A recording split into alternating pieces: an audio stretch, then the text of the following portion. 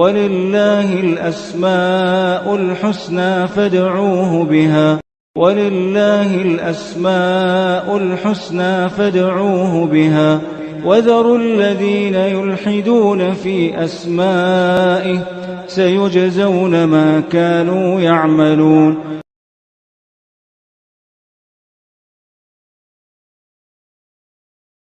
بسم الله الرحمن الرحيم. الحمد لله رب العالمين وبه نستعين وصلى الله وسلم على سيد الأنبياء والمرسلين وعلى آله وأصحابه أجمعين ومن تبعهم بإحسان إلى يوم الدين. أما بعد. پچھلے ایک مہینے سے غالباً درس نہیں ہوا ہے، کافی سفر کی وجہ سے اچانک جو ہے 2-3 بڑے سفر آ گئے تھے زندگی میں. مالیگاؤں کا ایک سفر تھا اور پھر مردیشور کا ایک سفر تھا. تو یہ دروس ہی ایسے ہیں کہ سلسلہ وار سنتے ہیں تو توجہ رہتی ہے، اہتمام رہتا ہے. بہرحال چونکہ اللہ تعالیٰ کی توفیق سے اس دور میں یعنی درس ریکارڈ کر کے یوٹیوب پہ ڈالا جا سکتا ہے اور سب دیکھ سکتے ہیں تو پھر آسانی ہو جاتی ہے. الحمدللہ اللہ سبحانہ و تعالیٰ سے ہم زندگی مانگتے ہیں، صحت مانگتے ہیں اللہ تعالیٰ کی اطاعت میں کہ اللہ تعالیٰ اس عظیم موضوع کی تکمیل کی توفیق عطا فرمائے. تو اللہ سبحانہ و تعالیٰ کی اسماء حسنہ اور اس کی صفات علیٰ میں سے الدیان آج پڑھتے ہیں انشاءاللہ. مختصر باتیں ہیں اس میں. اللہ سبحانہ و تعالیٰ الدیان اس صفت سے متصف ہے اور بعض اہل علم نے اس کو اللہ سبحانہ و تعالیٰ کے اسماء حسنہ میں بھی شمار کیے ہیں. ایسا کیوں کہتے ہیں ہم کہ اس کو بعض اہل علم اللہ تعالیٰ کے اسماء حسنہ میں بھی شمار کرتے ہیں؟ ایسا کیوں کہتے ہیں؟ اس لیے کہ اسماء حسنہ توقیفیہ ہیں، اللہ تعالیٰ کی صفات بھی، لیکن اللہ سبحانہ و تعالیٰ کا یہ اسم ہے، یہ اگر ثابت ہو جائے قرآن مجید سے یا احادیث صحیحہ سے، یا اللہ تعالیٰ کا اسم ہے اگر یہ ثابت ہو جائے تو اللہ سبحانہ و تعالیٰ کی صفت خود بخود اس سے واضح ہو جاتی ہے. کیونکہ جو نام ہوتا ہے اس کا جو معنی ہوتا ہے اس سے اللہ متصف ہے، لیکن اللہ تعالیٰ کی کوئی صفت ہے اس کو ہم اسماء حسنہ میں بھی شمار کریں ایسا نہیں ہو سکتا. اس لیے ایسا کہنا پڑتا ہے کہ الدیان اس میں جو معنی ہے وہ آگے بتائیں گے انشاءاللہ. اللہ تعالیٰ اس سے متصف ہے اور یہ اللہ رب العالمین کا نام بھی ہے. بعض اہل علم نے اس کو اسماء حسنہ میں شمار کی ہیں، اس لیے یہ کہنا پڑتا ہے اسے. اللہ سبحانہ و تعالیٰ کا یہ جو نام ہے الدیان قرآن مجید میں نہیں ہے، البتہ بطور اخبار کے اللہ سبحانہ و تعالیٰ کے حق میں یہ فعل جو ہے استعمال ہوا ہے، آگے بتاؤں گا انشاءاللہ. لیکن نام کے طور پر الدیان یہ احادیث مبارکہ سے ہمیں ملتا ہے. قرآن مجید میں الدیان اللہ تعالیٰ کا یہ نام نہیں ہے. ایک حدیث آتی ہے، بہت ہی مطول حدیث ہے، اس میں کئی باتیں ہیں. اس حدیث کو سنانے سے قبل اللہ سبحانہ و تعالیٰ کا یہ جو نام ہے الدیان اور اس معنی سے جو اللہ تعالیٰ کی ذات متصف ہے اس کا معنی بتا دیتا ہوں تاکہ حدیث پڑھنے پر بھی آسانی ہو سمجھنے کے لیے. الدیان کہتے ہیں، ایک لغہ کی کتاب ہے مختار الصحاح، ایک ہے الصحاح. جو طلبہ ہیں مدارس میں پڑھنے والے، مدارس سے فارغ ہوئے، ان کے لیے بتا رہا ہوں کہ یہ بڑی کام کی چیز ہوگی. لغت پر لکھی گئی جو معاجم ہیں ان میں قدیم معاجم میں ایک ہے کتاب العین، ایک ہے کتاب معجم و تہذیب اللغہ، ایک ہے جمہرۃ اللغہ ابن درید کی، اور معجم و تہذیب اللغہ ہے ابو منصور الازہری کی. کتاب العین ہے خلیل ابن احمد الفراہیدی کی. اسی طرح سے ایک بہت ہی مشہور معجم ہے الصحاح. الصحاح اس کی بہت اہمیت ہے اور ابن منظور رحمہ اللہ نے اس کو بہت پسند کیا ہے، اس لیے کہ اس میں کی جو ترتیب ہے وہ ترتیب بہت ہی عمدہ ہے، الف با تا کے حساب سے. اس میں اس سے استفادہ کرنا بہت آسان ہوتا ہے.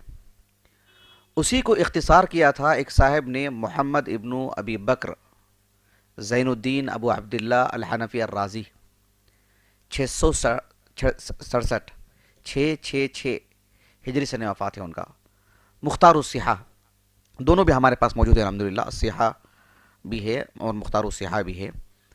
تو مختار الصحاح جو ہے اس میں انہوں نے الدیان سے متعلق قرآن مجید کی جو آیت کریمہ ہے سورۃ الصافات کی، اللہ تعالیٰ نے فرمایا اَإِذَا مِتْنَا وَكُنَّا تُرَابًا وَعِظَامًا أَإِنَّا لَمَدِينُونَ، یعنی کفار یہ کہا کرتے تھے کہ جب ہم مر جائیں گے اور ہم مٹی میں مل جائیں گے اور ہماری ہڈیاں گل جائیں گی، أَإِنَّا لَمَدِينُونَ، کیا ہم ایسی صورت میں بھی ہمیں اس کی جزا ملے گی، سزا ملے گی یا جزا ملے گی، تب بھی ہمارا محاسبہ ہوگا کیا، تب بھی اللہ سبحانہ و تعالیٰ ہمیں اٹھا کے دوبارہ زندہ کر کے میں نے زندگی میں کیا کچھ کیا اس کا حساب کتاب لے گا رب العالمین۔ أَإِنَّا لَمَدِينُونَ، تو أَإِنَّا لَمَدِينُونَ اس کی تفسیر کرتے ہوئے مختار الصحاح کے جو مصنف ہیں محمد ابن ابی بکر الرازی، انہوں نے لکھا کہ اَي لَمُجِيزُونَ، کہ ہمیں اس کی جزا ملے گی، محاسبون، کہ ہمارا حساب کتاب ہوگا، أَإِنَّا لَمَدِينُونَ کے معنی میں الدیان اللہ کا جو نام ہے نا۔ پھر اس کے بعد انہوں نے آگے لکھا وَمِنْهُ الدیان فی صفت اللہ تعالی، الدیان اللہ تعالیٰ کی صفت کہ اللہ تعالیٰ حساب کتاب لینے والا ہے، مالک یوم الدین، یوم الدین، الدین دین اسلام ہو وہ معنی نہیں، یعنی حساب کتاب کا دن، یوم الدین یوم الجزاء، جہاں حساب کتاب ہوگا، نیک لوگوں کو نیکی کا بدلہ، برے لوگوں کو ان کی برائی کی سزا، جو کہ اللہ کا عدل ہے۔ تو یہ انہوں نے لکھا ہے مختار الصحاح میں۔ ابن منظور رحمہ اللہ لسان العرب میں اس کا معنی یہ بتاتے ہیں کہ الدیان، لسان العرب میں انہوں نے لکھا ہے کہ الدیان من اسماء اللہ عز وجل، الدیان من اسماء اللہ عز وجل، اور اس کا انہوں نے معنی بتایا ہے الحکم القاضی، فیصلہ کرنے والا، الحکم فیصلہ کرنے والی ذات۔ اللہ سبحانہ و تعالی قیامت کے دن پوری کائنات میں جتنے بھی لوگ آ کے گئے ہیں اور جو آنے والے ہیں اور جو فی الحال ہیں، سب کو اللہ رب العالمین دوبارہ زندہ کرے گا اور سب کا حساب کتاب لے گا۔ تو الدیان اللہ رب العالمین کا نام ہے۔ اللہ سبحانہ و تعالی الدیان کا ایک معنی یہ بھی آتا ہے کہ اللہ رب العالمین یعنی انسان کے دلوں میں ایسی چیزیں رکھی ہیں کہ انسان چاہے نہ چاہے ابھی اللہ کی اطاعت کرتا ہے۔ جیسے انسان دو پیر اٹھا کر کے نہیں رہ سکتا نا، تو اللہ رب العالمین کا فرما بردار ہے، یعنی قہرہم علی الطاعت، اللہ رب العالمین نے ان پر اوپر سے دباؤ ڈالا کہ وہ اللہ کی اطاعت کریں۔ انسان کئی حادثات کا شکار ہو جاتا ہے، جان بوجھ کے بھی کوئی خودکشی کر لیتے ہیں، انجانے میں، ویسے فطری طور پر انسان چاہتا ہے کہ مجھے صحت ہو، حوادث سے ڈرتا ہے، موت سے ڈرتا ہے، کچھ مضر چیز اسے نقصان پہنچاتے ہے اس سے خوف کھاتا ہے۔ لیکن انسان کو زندگی میں کتنے ایسے حوادث کا سامنا کرنا پڑتا ہے جو اچانک اس سے ہو جاتے ہیں۔ مطلب یہ کہ اللہ سبحانہ و تعالیٰ اس کے حق میں لکھ رکھا وہ ہو جاتا ہے، وہ اللہ کی فرما برداری ہوتی ہے اس میں، طوعاً و کرہاً۔ تو یہ اس کا ایک معنی ہے الدیان۔ بہرحال میں آپ کو وہ حدیث سناتا ہوں، حدیث بہت دلچسپ ہے۔ یہ حدیث اصل میں امام احمد ابن حنبل رحمہ اللہ کی المسند میں ہے، اور امام ابو القاسم الطبرانی رحمہ اللہ کی المعجم الاوسط میں بھی ہے، امام ابو عبداللہ الحاکم رحمہ اللہ کی المستدرک علی الصحیحین میں بھی حدیث ہے، اور حدیث سندن صحیح ہے۔ امام حاکم رحمہ اللہ نے اس حدیث کو صحیح کہا ہے، اور امام ابو عبداللہ الذہبی رحمہ اللہ اس کی تلخیص میں موافقت کی ہے کہ ہاں امام حاکم رحمہ اللہ کا حکم صحیح ہے۔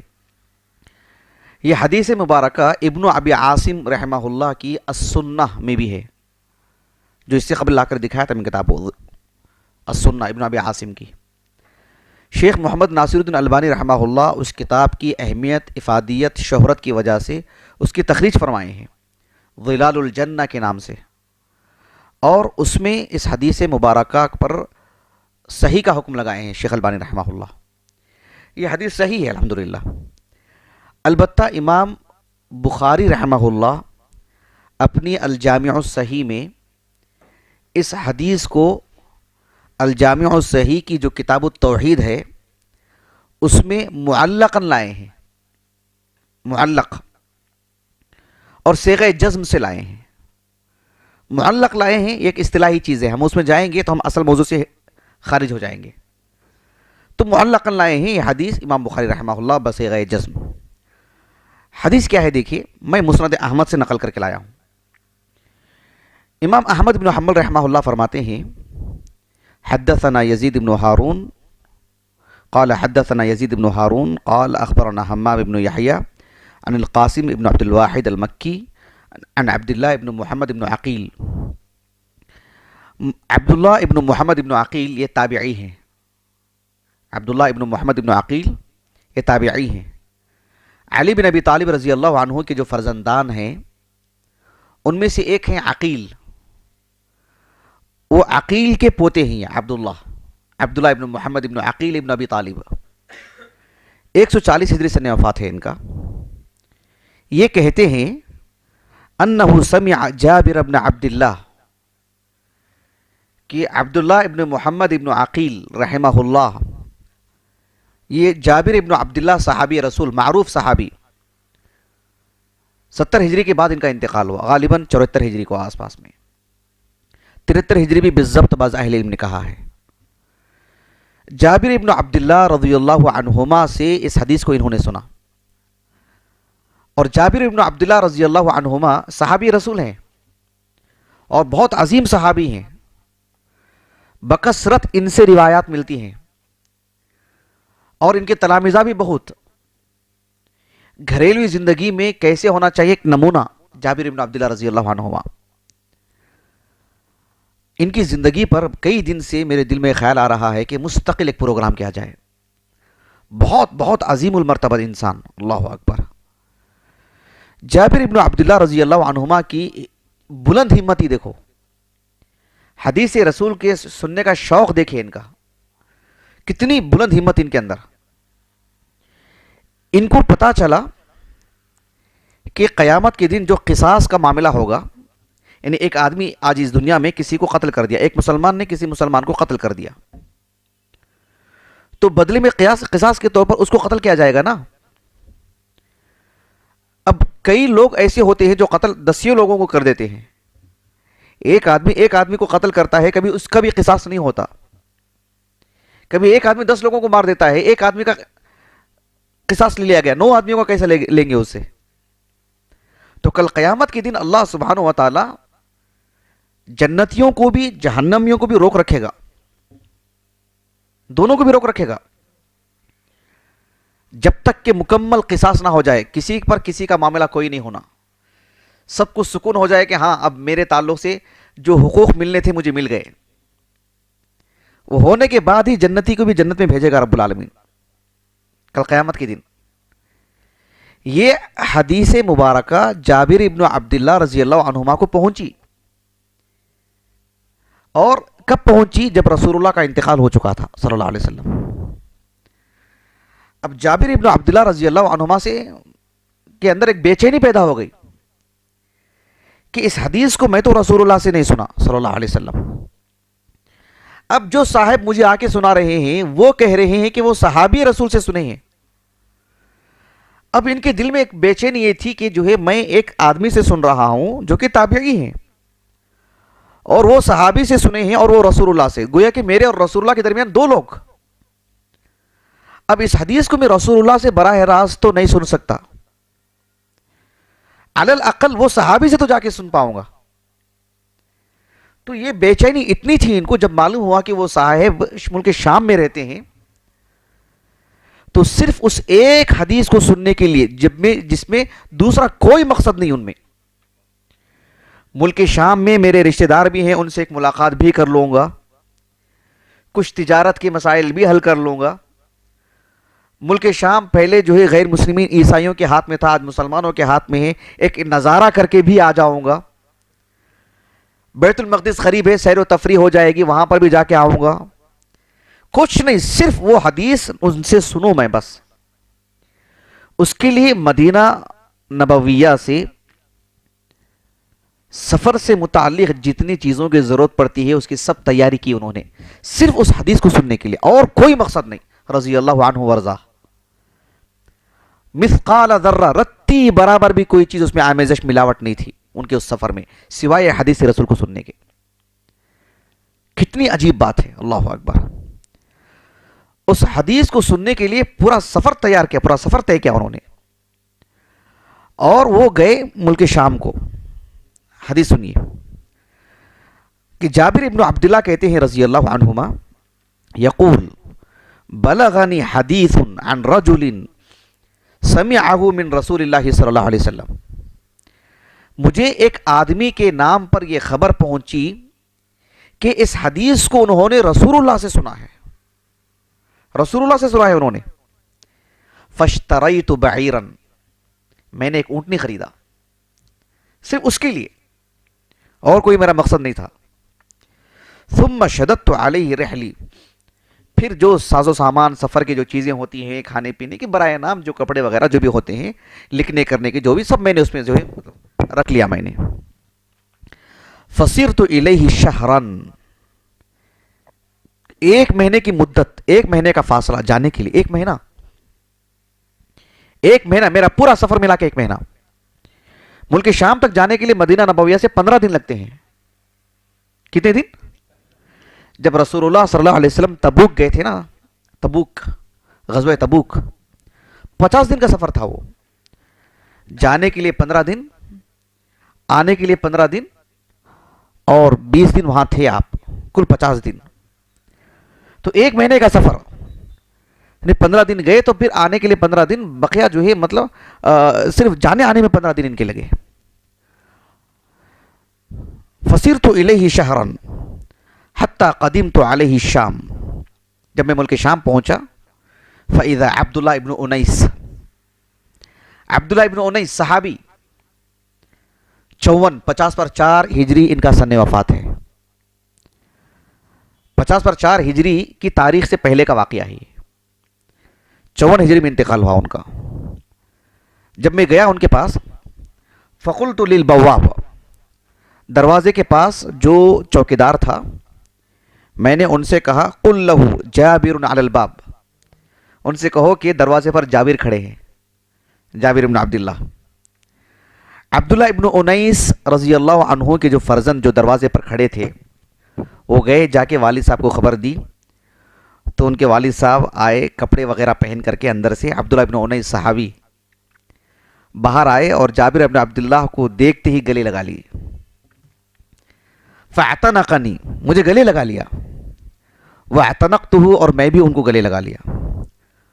اور دیکھتے ہیں آپ, گلے لگانے کے بعد انہوں نے یہ نہیں پوچھا کہاں سے آئے ہیں, کتنے دن سے آئے ہیں, کیا کچھ ہوا ہے, نہیں, وہیں کھڑے کھڑے فقلت, وہیں کہہ دیا میں نے, حدیثاً, ایک حدیث ہے, بلغنی عنک انک سمعتہ من رسول اللہ صلی اللہ علیہ وسلم فی القصاص, کہ ایک حدیث ہے جو قصاص سے متعلق رسول اللہ کی تم نے سنا ہے براہ راست, وہ حدیث میں سننے کے لیے آیا ہوں آپ کے پاس. بس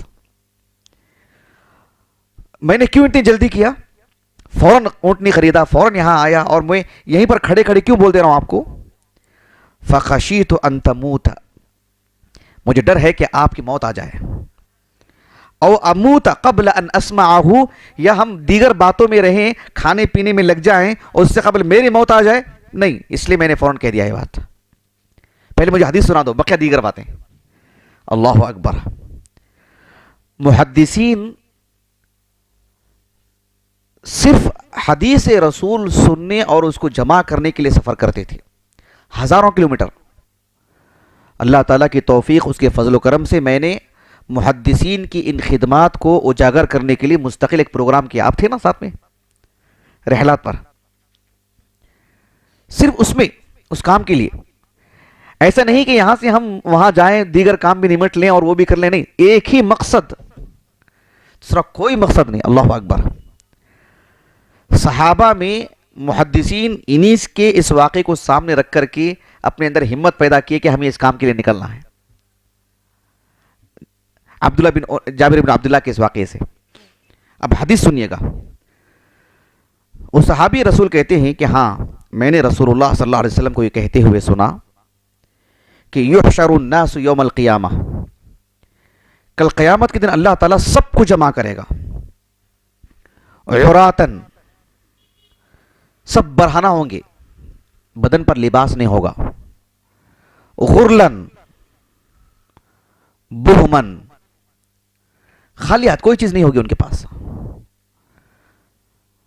اللہ کے رسول صلی اللہ علیہ وسلم نے فرمایا کہ بہمن یعنی ان کے پاس کوئی چیز نہیں ہوگی، سب خالی ہاتھ ایسے آئیں گے اللہ کے پاس.